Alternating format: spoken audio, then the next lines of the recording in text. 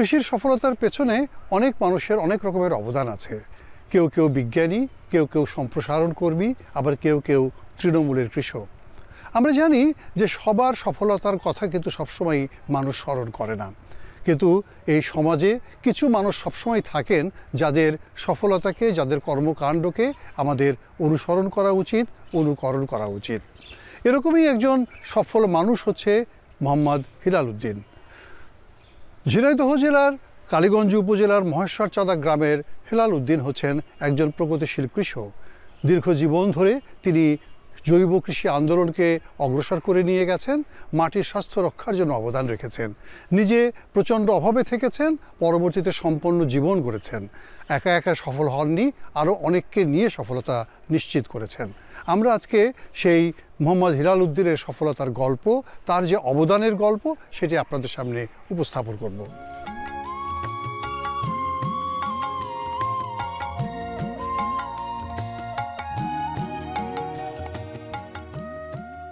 ঝিনাইদহ জেলার কালীগঞ্জ উপজেলার মহেশ্বরচাঁদা গ্রাম। সকালের আলো ফুটতে না ফুটতেই দেখতে পাবেন এই বাজারে একজন ঝাড়ু হাতে আবর্জনা পরিষ্কার করছে।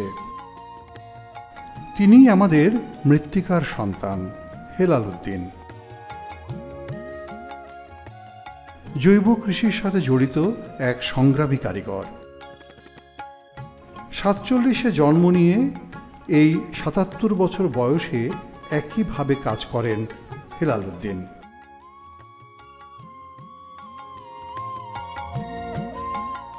কৃষি নিয়ে তার ভাবনা, কর্মকাণ্ড এবং অপরকে সহায়তা করার মানসিকতা সবাই শ্রদ্ধার সাথে স্মরণ করে। কালীগঞ্জের সাংবাদিক, গ্রামের কৃষক সবাই এক বাক্যে বলেন তার অসাধারণ গুণের কথা। হিলাল উদ্দিন উনি একজন সাবেক ইউপি সদস্য বা জনপ্রতিনিধি ছিলেন আমরা জানা মতে, এবং একই সাথে তিনি মাটি নিয়ে কাজ করেন আসলে। এবং আমরা যতটুকু মাঠে এসে দেখেছি যে নিয়ামতপুর ইউনিয়নে, বিশেষ করে কালীগঞ্জ উপজেলার নিয়ামতপুর ইউনিয়নের 11টা গ্রামে উনি প্রতিটা বাড়িতে বাড়িতে গিয়ে নারীদেরকে, বিশেষ করে নারীদেরকে উনি উৎসাহিত দিয়েছেন যে তোমরা বাড়ির কাজের পাশাপাশি যেন কিছু একটা করতে পারো। এবং বিশেষ করে পুরুষরা তো অন্যান্য কাজ করে থাকেন, কিন্তু নারীরা তো বাড়িতে থাকেন। উনি উদ্বুদ্ধ করেছেন যে যাদের গরু আছে তারা যেন কম্পোস্ট সার তৈরি করে, এবং প্রত্যেকের বাড়ি বাড়ি নিয়ে যে কেঁচো ফ্রি দিয়ে আসছেন উনি, দিয়ে তাদেরকে উদ্বুদ্ধ করেছেন তোমরা করো। এবং এইভাবে উৎসাহ দিয়েছে, আমি যতটুকু জানি, যে তোমরা যদি কম্পোস্ট সার বিক্রি করতে না পারো, নিজের জমিতে ব্যবহার করো, পাশাপাশি আমার কাছে দাও। উনি কিন্তু সেই কাজটাও করেন। তো হিলাল উদ্দিন এই কালীগঞ্জের আমার জানা মতে প্রায় 600 নারীকে এইভাবে উদ্বুদ্ধ করেছেন করে, এবং তাদেরকে একটা আর্থসামাজিক উন্নয়নের দ্বারপ্রান্তে নিয়ে গেছেন হিলাল উদ্দিন।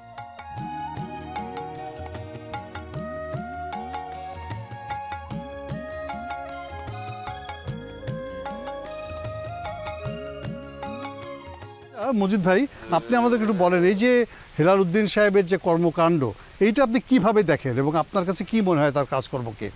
কাজকর্ম অনেক সুন্দর। প্রথম যখন উনি কিছু প্রশিক্ষণ নিয়ে এসে ওই জায়গায় মাটি দিয়ে একটা গর্ত খুঁজে ওই কিছুর সাথে আমরা পাগল বিলেই মানতাম। আচ্ছা। কিন্তু আমার ওই পাশেই ছিল একটা পটলের জমি, তখন আমি কি করলাম, যেহেতু এত কাজ করে, আগে আমি প্রমাণ না করে আমরা এই কাজে যাবো না। ওই জায়গাতে ও না জানে, আমি কিন্তু এক গামলায় কিছুর সার কিন্তু নিয়ে যে পটলের চারি করে দিলাম। আচ্ছা। দেওয়ার পরে দেখলাম অন্য সার দিয়ে যে কাজ হইতে যাচ্ছে, এই সার দিয়ে আমার বেশি কাজ আছে। তখন আমি নিজে ওটা বাস্তবায়ন করার চেষ্টা করলাম।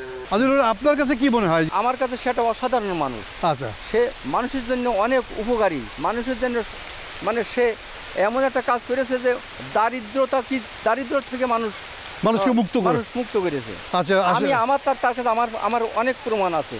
সে প্রমাণগুলো একটু বলতে সময় লাগবে, হয়তো বলা এখন সময় নেই, তাই বলতে পারছি না। কিন্তু মানে আপনি প্রত্যক্ষ সাক্ষী তার যে কাজে। জি। আচ্ছা। হিলাল উদ্দিনের প্রধান কাজ এখন কেঁচো কম্পোস্ট তৈরি করা এবং এই ধারণাকে সর্বত্র ছড়িয়ে দেওয়া।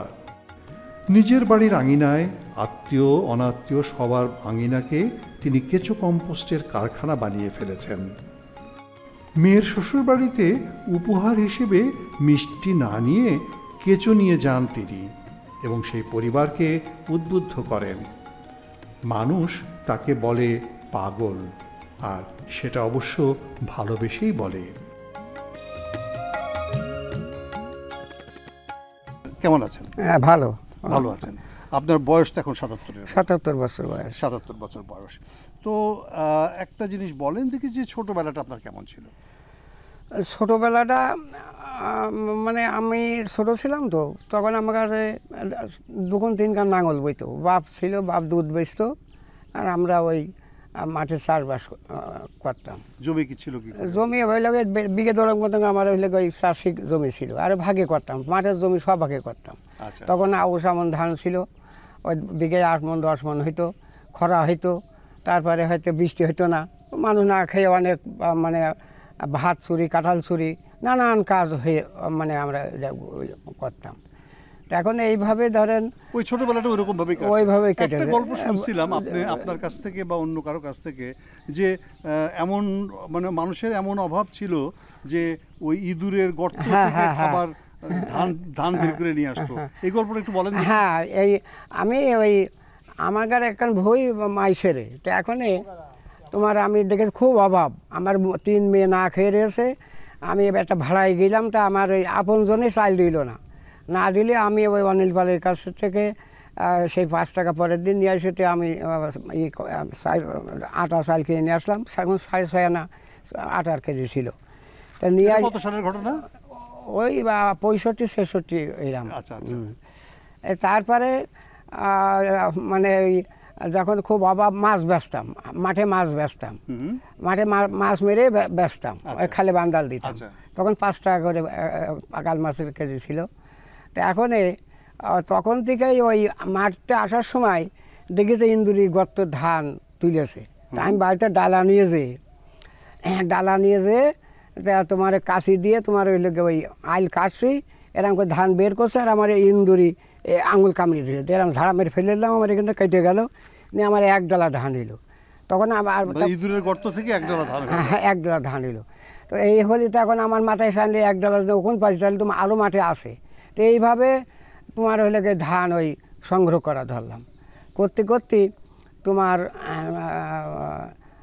বাড়ি নিয়ে আসে এরকম ডলি তোমার ধুয়ে তারপরে ধান ভানি। তার মানে ওই ধান সংগ্রহ করে নিজেদের খাবারের জোগাড়। আচ্ছা, একটা জিনিস আমি বলি, যেটা আমরা শুনছি যে এমনি অভাবটা তো খুব বেশি ছিল সেই সময়, আর বিকল্প তো কাজ তো তেমন ছিল না আর কি। তো এমনি আপনি মাথায় যে এই যে জৈব কৃষি নিয়ে বা মাটির স্বাস্থ্য নিয়ে এই কাজটা আপনি কবে থেকে শুরু করলেন? এখন আমাদের ওই গুল হোসেন, ডক্টর গুল হোসেন বলে আমাদের মাটি পরীক্ষা করলো, মাটি পরীক্ষা করে দেখা যায় পিএইচ 1-এর নিচেই।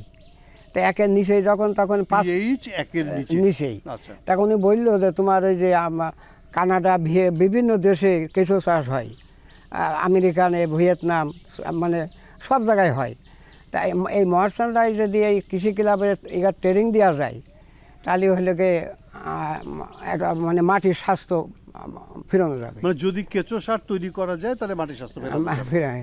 আপনারা শুরু করলেন? হ্যাঁ, তখন ওই কাল রিডিওমে দেখলেন না, ওই জোসে মতিন, ওনারা আইসে ওই মোরালি ভাই আর ওই আয়ুব ভাই, ওই কাজী বজর স্যার আইসে ওখানে নিয়ে ওই যশোরে থাকতো, আমাদের গ্রাম থেকে টাকা তুলে ওনাদের 70,000 টাকা তখন খরচ হইল।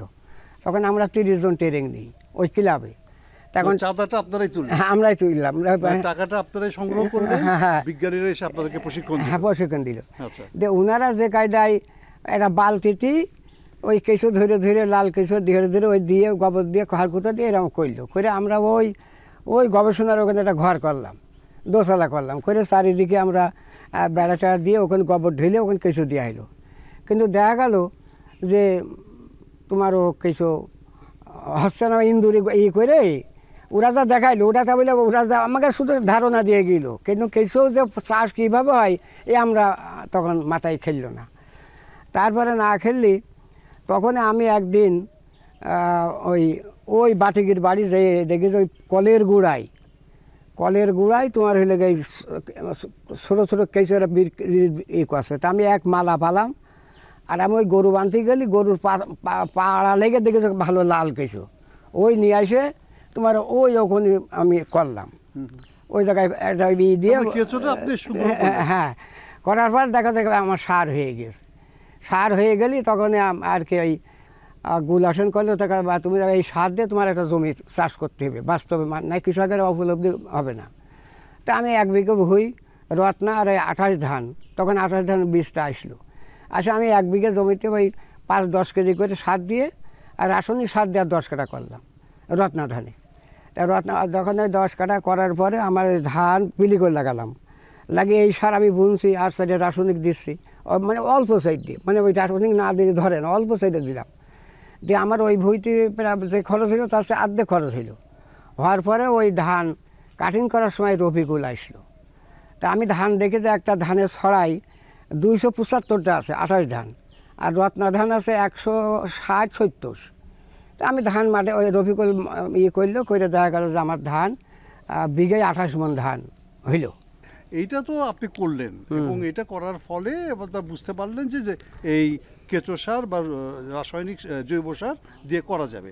তারপর তো এটা তো এই মহেশ্বর চাঁদা সহ এই আশেপাশের গ্রামে তো সব ছড়ায় গেল, তাই না? হ্যাঁ হ্যাঁ, সব ঘরেই তো গেল, সব ঘরে গেল। প্রত্যেকে আমার একটা নিউজ হইলো, হওয়ার পরে ইউএনডিপির মাধ্যমে আমার ওই যে ওই দিল্লি পোস্টার দেখেন চাকরি হইলো। আপনাকে চাকরি দিল? হ্যাঁ, চাকরি দিল ওই মানে কিছু প্রশিক্ষণ দিতে হবে। আচ্ছা, কিছু প্রশিক্ষণ দিতে হবে। আমরা এই মর্জিনা আমি আর ওই সোনাভানে নিয়ে গেলাম, হবিগঞ্জ, সিরাজগঞ্জ, নরসিংদী, ফেনী, ভোলা, সাতক্ষীরা, এই 6টা ডিস্ট্রিক্টে। তার মানে আপনি শুধুমাত্র নিজে শিখলেন না, আপনি সারা দেশের কৃষককে শেখানো শুরু করলেন। নিজের এলাকা ছাড়াও দেশের অন্যান্য এলাকাতেও তিনি প্রশিক্ষণ দিয়ে বেরিয়েছেন। উত্তরবঙ্গ, দক্ষিণবঙ্গ, সুদূর চট্টগ্রাম, কক্সবাজার সব জায়গাতে তিনি গিয়েছেন, কোথাও তিনি বাকি রাখেননি। এভাবেই তিনি কেঁচো কম্পোস্টকে জনপ্রিয় করেছেন।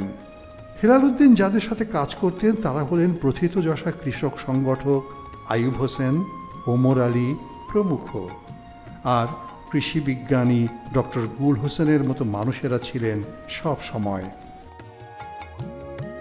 যে এই যে আপনি মানে কৃষি মাটির জন্য, কৃষির জন্য এই যে এরকমভাবে যে কাজ করলেন, এটাই কি মনে করেন যে আসল জিনিস, নাকি আরও কোনো অনুপ্রেরণা ছিল, আরও কোনো সহযোগিতা ছিল? আরও সহযোগিতা ছিল মানে আমার কৃষি অফিস থেকে, তারপরে ওই যে ভালো ভালো ভালো ফসল, এই আমরা তখন বীজ বুঝতাম না, ভিত্তি বীজ, ফাউন্ডেশন বীজ বুঝতাম না, এগুলোর থেকে সহযোগিতা পেলাম। মানে আপনি সরকারি জায়গার থেকে সহযোগিতাগুলো আপনি পাওয়া শুরু করলেন এবং বেসরকারি সংস্থাগুলো আপনাকে সহযোগিতা করা শুরু করলো নাকি? হ্যাঁ, তারপরে আমার যখন ওই হাঙ্গারে আমার এই ইউনিয়নে 11টা গ্রামে আমার ট্রেনিং দেওয়ার জন্য ওই বাড়ি বাড়ি করে আমার হাঙ্গার বলতে হাঙ্গার ফ্রি ওয়ার্ল্ড, হ্যাঁ 50 টাকা করে দিত প্রতিটা, মানে ভোট দিয়ে ওই সাইকেল নিয়ে যেতাম, নিয়ে যে বাড়ি বাড়ি এইসব শিখিয়ে দিতাম। কেমন লাগে আপনার এই কাজগুলো করতে? আমার কেমন লাগে মানে কি, আমার এ ছাড়া কোনো বাইরে কোনো চিন্তা নেই। আমি জানি না যে আমি যা চাইনি তাই পাইছি। মানে আমার মানে ঘৃণা করতো, আমার পাশে নামাজ পড়তো না, আমার স্ত্রী তালাক দিয়ে চলে গেল গরিব বলে। আমার 3 ছেলে 4 মেয়ে, এই মেয়েরা অনেক কষ্ট করেছে। আমি এবার এক মেয়ের ঘর করে দিলাম প্রায় 2 লাখ টাকা, বুঝেছেন? অনেক অনেক কষ্ট। কেমন আছেন এখন? আমি করলাম কি, আমি যা চাইনি তা পাইছি। আমি একটা 2200 খাটে শুতাম, একটা 2200 খাট ছিল, সারা রাত ঘুম হইতো না। আমি একটা পালঙ্গে শুচ্ছি, এ চাইতে আর আমি কি পাবো? লোকজন সম্মান করে, অনেক সম্মান করে। আর তার আরেকটা খেয়াল আছে, সেই খেয়ালটা হচ্ছে নিজের একটি চমৎকার বাগান আছে, নানা রকমের ঔষধি গাছ, হ্যাঁ ওখানে একটা, ওখানে তিনি লাগিয়েছে। শুধু সেখানে না, তাল গাছ, কিন্তু এই পুরো এই গ্রামের বিভিন্ন জনের বাড়িতে এরকম গাছ লাগান। কি কি গাছ লাগাচ্ছেন আপনি? ওই ঔষধি গাছ, মানে যেগুলো উপকার হয়, মানে অশ্বগন্ধা, কালমেঘি, বাকসা, মানে বিভিন্ন জায়গা যেখানে যা পাই আমি গোবর্ধন লাগিয়ে থাকি। ওই রাস্তার কোলেও দেখবেন আছে। পরের বাড়িতে যে লাগাইতে যান তারা কি রাজি হয় নাকি রাজি না? রাজি হয় না, ওরা তো বোঝে না, ওরা ওই উপকার পাবে বা মানে এটা পরে বুঝতেই পারবে যে ওষুধ দিয়ে গুণাগুণ আছে। কতগুলো গাছ লাগাইছেন আপনি হিসাব করলে? তা বহু গাছ লাগাইছি, আমার যেখানে যাবেন সেখানে গাছ। তারপর তাল গাছ লাগাইছি ওই দামদারপুর, ওই যে ওই রাস্তায় ওই যে ওই তাল গাছ লাগানো হয়। আমরা ওই জাঙ্গারে মসজিদ সহ আমরা অনেক বট গাছটা লাগিয়ে থাইছি। অনেক পুরস্কার পেয়েছেন, স্থানীয়, জাতীয় পুরস্কার। তার অবদানের কথা পত্রপত্রিকা, টেলিভিশনে প্রচারিত হয়েছে। তবে সবচেয়ে বড় অর্জন হলো স্থানীয় মানুষের ভালোবাসা। এমনি বয়স তো হয়েছে, আপনার স্বপ্ন কি, আপনি কি চান? স্বপ্ন আমি চাচ্ছি যে মা জন্ম দেয়, মাটি আমাদের খাদ্য দেয়, মাটি আমরা একদিন থাকবো না, মাটি সারা জীবন থাকবে, মাটি বাঁচাতে হবে। আমি সবার অনুরোধ করি যে মাটি নিয়ে কেউ ভাবে না। এই যে আমরা যে মাটি মানে জন্মের থেকে আমাদের খাদ্য দিয়ে আসছে, সেই মাটি মা মরে যাচ্ছে, সেই মাটি আমাদের বাঁচানোর একমাত্র জৈব সারের কোনো বিকল্প নেই। আমার মাথায় এখন এই কাজ, আর বালাইনাশক, জৈব বালাইনাশক। এখন তো আপনাদের এখানে সার যেটা হচ্ছে অনেক ঘরে ঘরে তো মানুষ, হ্যাঁ সার বেছে মহিলারা গহনা বানাচ্ছে, ঘর বানাচ্ছে। ওই যে আমার বৌমা, ওই বড় বৌমা এবার 2 লাখ টাকার কেজি বেজেছে, মাঝে বৌমা পুতা ছেলে মোটরসাইকেল কিনেছে একদিনই। মানুষ তো আপনাকে পাগল বলার কথা, তা তো কয় পাগল, কয় গাছ পাগল, গাছ পাগল এরকম বলে না? পাগল বললে কি ভালো লাগে না? ভালো লাগে। ওই আছে, এই পাগলটা আছে বলেই তো দেশটা, আচ্ছা পাগলটা আছে বলেই তো দেশটা আছে। তো এমনি তাহলে আপনি কি চান, এই যে মাটিকে বাঁচানোর জন্য যে সংগ্রামটা চলতেছে, এটা আপনি চলুক, এটা আপনি চান? এটা চলুক, আর আপনাদের মতন মানুষ এই প্রচারটা চালিয়ে দিক। হ্যাঁ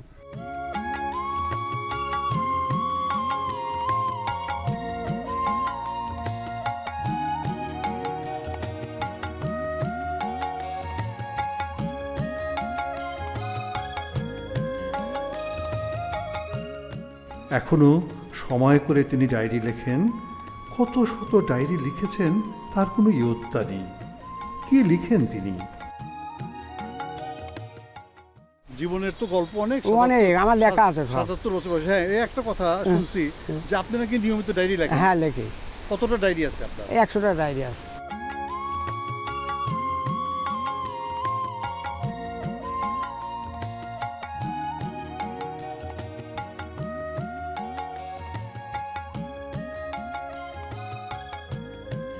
আমরা আসলে আপনার মতো লোককেই খুঁজে বেড়াই, যাদেরকে দেখে গ্রামের মানুষ বা আশেপাশের মানুষ আরো অনেক বেশি উৎসাহিত হয়। তো আপনার শরীর ভালো থাকুক, সুস্থ থাকুক, আপনি আরো অনেক দিন এই কাজ করে যান, এটা আমরা আশা করি।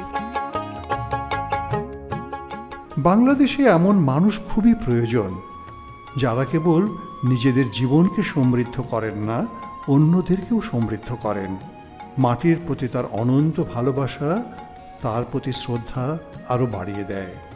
ভালো থাকুন মৃত্তিকার সন্তান মোহাম্মদ হেলাল উদ্দিন। কথা সেটাই, যদি এই সফল মানুষের মতো করে আমরা নিজেরা সফল হতে চাই, তাহলে নিশ্চয়ই তাদেরকে আমাদের অনুসরণ করতে হবে। একথা আমাদের মনে রাখা দরকার যে সফল মানুষের গল্প শুধুমাত্র শুনলেই হয় না, তাদের মতো করে নিজেরাও কিছু করার চেষ্টা করতে হয়। আমরা যদি সকলে মিলেই এরকমভাবে চেষ্টা করি প্রকৃতির জন্য, মানুষের জন্য, মাটির জন্য, তাহলে নিশ্চয়ই আমাদের দেশটাকে আমরা সুন্দর করতে পারবো। যে কথা হেলাল উদ্দিন বলেছেন যে মাটি না বাঁচলে কি দেশ বাঁচবে? আসলেও তো মাটি না বাঁচলে দেশ বাঁচবে না। আমরা কি সেই মাটির প্রতি যত্ন নেব? নিশ্চয়ই নেব। আমরা কি সেই মৃত্তিকার সন্তানের মতো করে নিজেদেরকে প্রতিষ্ঠিত করব? নিশ্চয়ই করার চেষ্টা করব। আর তাহলেই এই দেশটি আমাদের স্বপ্নের মতো করে আমরা গড়ে তুলতে পারবো। আজ এ পর্যন্তই। সকলকে শুভেচ্ছা জানিয়ে এবং আগামী অনুষ্ঠান দেখার আমন্ত্রণ জানিয়ে শেষ করছি। সকলকেই ধন্যবাদ।